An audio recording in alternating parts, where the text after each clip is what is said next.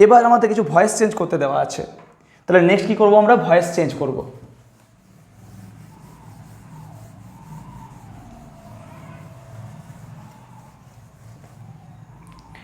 প্রথম কোশ্চেন কি আছে ভয়েস চেঞ্জে, লক দ্য ডোর।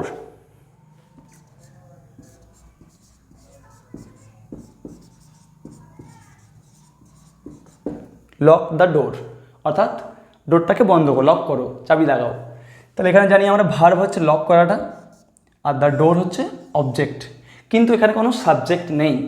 তাহলে লক দ্য ডোর এটা কি হবে, এটা আমরা জানি লেট দিয়ে করতে হয়। তাহলে লেট দিয়ে করলে অ্যান্সার কী হবে, let the door be locked. Let the door be locked. তাহলে আমরা জানি যদি কোনো সাবজেক্ট না থাকে তাহলে আমরা লেট দিয়ে করতে পারি, এবং লেট দিয়ে করার নিয়মটা কি, লেটের নিয়ম হলো প্রথমে লেট হবে, তারপর হবে অবজেক্ট, তারপর হবে বি, তারপর ভার্বের থার্ড ফর্ম। এই আমাদের ফর্মুলা, লেট তারপর অবজেক্ট তারপর বি তারপর ভার্বের থার্ড ফর্ম, ভার্বের থার্ড ফর্ম।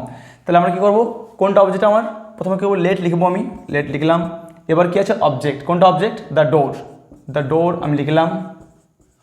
এবার কি লিখবো, বি, বি লিখলাম। এবার ভার্বের থার্ড ফর্ম, ভার্ব কোনটা, লক। এ থার্ড ফর্ম কি, locked, lock, locked, locked. Third form LOCKED। এ হলো আমাদের প্যাসিভ ভয়েসে। এটা অ্যাক্টিভ ভয়েসে ছিল, এটা আমরা হলো প্যাসিভ ভয়েসে। বোঝা গেছে ব্যাপারটা? ঠিক আছে, পরের কোশ্চেন দেখো।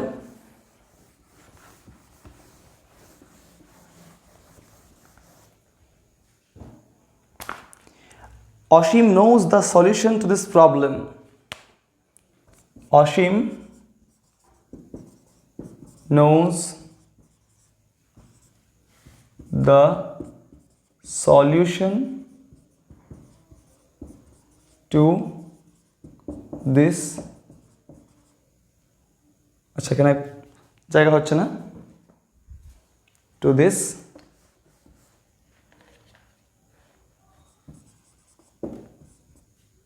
প্রবলেম। তাহলে ভয়েস চেঞ্জ করার সময় আমার কী জানতে হয়, সাবজেক্ট, ভার্ব আর অবজেক্ট খুঁজতে হয়। তো এখানে কী বলা আছে, একটা বাক্য বলা আছে যে অসীম জানে এই প্রবলেমের সলিউশন, অর্থাৎ এই যে সমস্যা তার সমাধানটা কিন্তু অসীম জানে। তো এখানে কোনটা কাজ না, জানাটা কাজ। তাহলে নোজ এটা হচ্ছে ভার্ব, এবং আমরা দেখতে পাচ্ছি এটা প্রেজেন্ট টেন্সে রয়েছে, এটা ভার্ব এবং সেটা প্রেজেন্ট টেন্সে রয়েছে। এবং আমাকে মনে রাখতে হবে যে এই ভার্বটা করছে কে, কে জানে। জানাটা যদি ভার্ব হয় তাহলে যে জানছে সে সাবজেক্ট, তাহলে অসীম জানছে, অসীম হলো আমাদের সাবজেক্ট। আচ্ছা, এবার তুমি ভার্বকে প্রশ্ন করো যে তুমি কি জানো বা কাকে জানো। অসীম কি জানে, the solution to this problem, এই পুরোটা জানে সে, the solution to this problem. তাহলে এই the solution to this problem এটা হলো আমাদের object.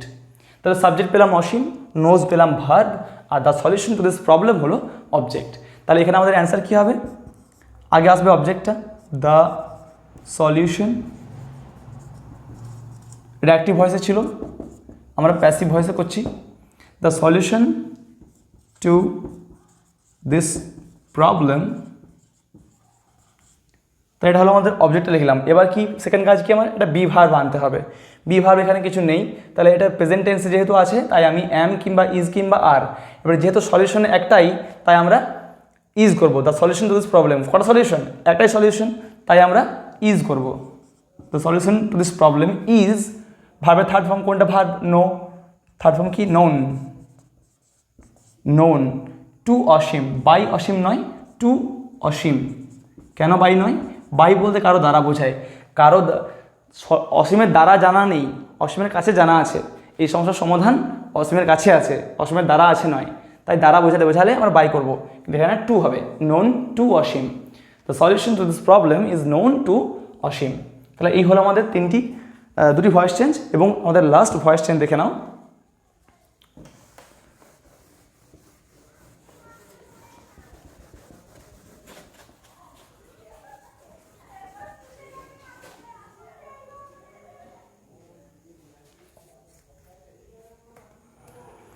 I had written a letter. কি আছে এখানে, I had written a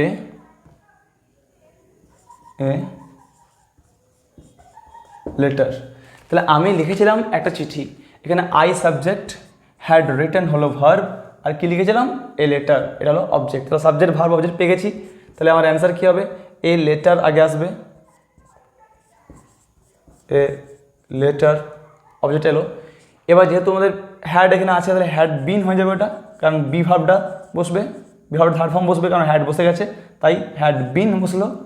তাহলে এ লেটার হ্যাড বিন রিটেন, অর্থাৎ আমি লিখেছিলাম, আর একটা চিঠি কিন্তু লিখেছিল নয়, একটা চিঠি লেখা হয়েছিল। হ্যাড বিন রিটেন, বিন মানে হয়েছিল, হ্যাড বিন রিটেন।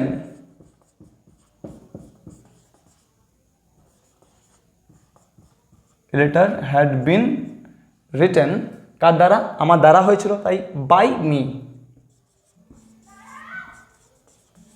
তাহলে এ হলো আমাদের অ্যান্সার, এ I had written a letter had been written by me.